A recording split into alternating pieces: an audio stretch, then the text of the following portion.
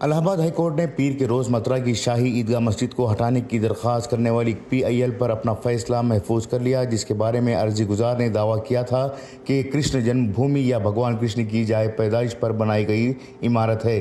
Chief justice پرتنکر Diwakar اور justice Ashutosh Srivastava پر مشتمل ایک ڈویژن بینچ نے مہیشوری کی طرف سے دائر PIL کی سماعت کے بعد یہ فیصلہ محفوظ کر لیا ہے۔ ہائی کورٹ نے 23 اگست کو اس کیس کی سماعت 4 ستمبر تک ملتوی کر دی تھی۔ PIL نے شاہی عیدگاہ مسجد کو ہٹانے کی مانگ کی گئی تھی، یہ الزام لگاتے ہوئے کہ یہ کرشنا کی جائے پیدائش کی جگہ پر بنائی گئی تھی۔ عرضی گزار نے زمین کے ہندوؤں کے حوالے کرنے اور کرشن جنم بھومی زمین پر مندر بنانے کے لیے ایک مناسب ٹرسٹ تشکیل دینے کی درخواست بھی کی تھی۔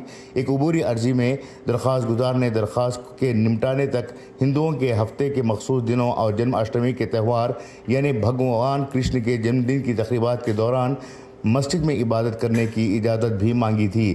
درخواست گزار نے الزام لگایا تھا کہ بھگوان کرشن کی پیدائش بادشاہ کنس کی کارگر یعنی جیل میں ہوئی تھی اور ان کی پیدائش کا مقام شاہی عیدگاہ ٹرسٹ کے زیر تعمیر موجود ڈھانچے کے نیچے ہے۔